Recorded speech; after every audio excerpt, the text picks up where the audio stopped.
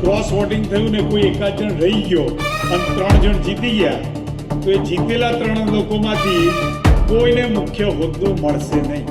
ગુજરાતમાં સ્થાનિક સ્વરાજની ચૂંટણીનો માહોલ છે અને અત્યાર સુધીમાં 700થી વધુ બેઠકો ભાજપે બિનહરીફ જીતી લીધી છે, પરંતુ જે બેઠકો પર ચૂંટણી થવાની છે ત્યાંય ખરાખરીનો જંગ જામ્યો છે, કારણ કે જે ભાજપ નેતાઓ હવે ચૂંટણી લડવાના છે, જેમની બેઠકો બિનહરીફ નથી થઈ, તેમના માટે ભાજપ દ્વારા ફરમાન જાહેર કરવામાં આવ્યું છે અને એ ફરમાન છે કે જો ચૂંટણી જીત્યા પછી કોઈ હોદ્દો જોઈતો હોય તો પછી આખી પેનલે સાથે જીતવું પડશે।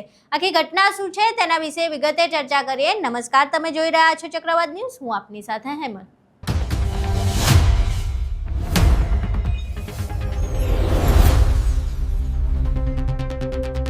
સ્થાનિક સ્વરાજની ચૂંટણીમાં જીત્યા બાદ શું? તો જીત્યા બાદ નેતાઓને જોઈએ હોદ્દા અને હોદ્દા આપે પક્ષ, પરંતુ જો પક્ષમાંથી હોદ્દો જોઈતો હશે તો આખી પેનલ જીતવી પડશે, આવું ભાજપ દ્વારા જાહેરાત કરવામાં આવી છે। અજય બ્રહ્મભટ્ટ જે ભાજપના નેતા છે તેમના દ્વારા એક સભામાં જાહેરાત કરવામાં આવી છે કે જો આખી પેનલ જીતશે તો જ કંઈ હોદ્દો મળશે, એવું સ્થાનિક લેવલથી લઈને પ્રદેશ લેવલ સુધી નક્કી કરવામાં આવ્યું છે। જો આખી પેનલમાંથી એક પણ વ્યક્તિ છૂટાશે નહીં અને પેનલ તૂટશે તો પછી તેમને કોઈ હોદ્દો આપવામાં આવશે નહીં। એટલે જો કોઈ હોદ્દા જોઈતા હોય પક્ષમાં તો આખી પેનલ જીતવી ખૂબ જ જરૂરી છે, એવી જાહેરાત કરવામાં આવી છે। અજય બ્રહ્મભટ્ટે આ વિશે શું કહ્યું તે સાંભળીએ।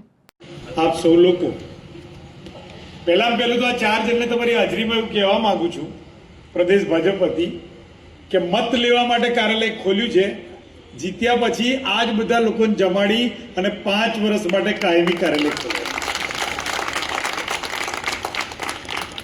સાથે સાથે એક બીજી વિનંતી અને ચેતવણી છે કે પ્રદેશ ભાજપ અને જિલ્લા ભાજપે એવું નક્કી કર્યું છે કે જે વોર્ડની અંદર પેનલમાં ક્રોસ વોટિંગ થયું ને કોઈ એકાદ જણ રહી ગયો અને 3 જણ જીતી ગયા તો એ જીતેલા 3 લોકોમાંથી કોઈને મુખ્ય હોદ્દો મળશે નહીં। એટલે પેનલમાં ફરજો જોડે, ગમ્યું હોય તો તાલી પાડ દો ભાઈ બધા, તો એ લોકોને ખબર પડે કે પબ્લિકને પણ આ જ ગમે। અને ત્રીજી ને મુખ્ય વસ્તુ કે જેનો મધ્યમાં ફોટો છે, ઉંમરના 8મા દાયકામાં જે દેશની અવિરતપણે સેવા કરે છે એવા નરેન્દ્રભાઈ દામોદરદાસ મોદી કે જે મા ભારતીને મળેલી ઈશ્વર તરફથી અપ્રતિમ ભેટ છે, એનું મોં જોઈને, એની પર ભરોસો રાખીને આ બધા લોકો તમને મત આપવાના છે। એ ભરોસો તોડીને જો આ લોકોની વચ્ચે 5 વર્ષ પ્રજામાં ન ગયા, ઓછું ગયા, એમની તકલીફો ન સાંભળી તો પ્રદેશ ભાજપ ને જિલ્લા ભાજપ તમારી પર યોગ્ય કાર્યવાહી કરશે। અહીં તમે સાંભળ્યું કે અજય બ્રહ્મભટ્ટે આખી ઘટના વિશે શું કહ્યું। એટલે જે પણ નેતાઓ છે જેમને મોટા હોદ્દા જોઈએ છે, ચૂંટણી જીત્યા પછી ફક્ત કોર્પોરેટર કે જિલ્લા પંચાયતમાં જીત્યા સુધી નથી રહેવું, પરંતુ એક હોદ્દો જોઈએ છે તો પછી એ હોદ્દો મેળવવા માટે ટીમ વર્ક કરવું પડશે અને ટીમ વર્ક કરીને જ એ આખી પેનલ જીતાડીને પછી કંઈક હોદ્દો મળી શકે છે। અને આખી પેનલ જીત્યા પછી પણ પાછું એ 4માંથી કોને હોદ્દો મળે છે એ તો એક પ્રશ્ન જ રહેશે, પરંતુ જો હોદ્દો લેવો હોય તો પછી આખી પેનલ જીતાડવી પડશે, એવું ચોખ્ખું ફરમાન ભાજપ દ્વારા કરી આપવામાં આવ્યું છે।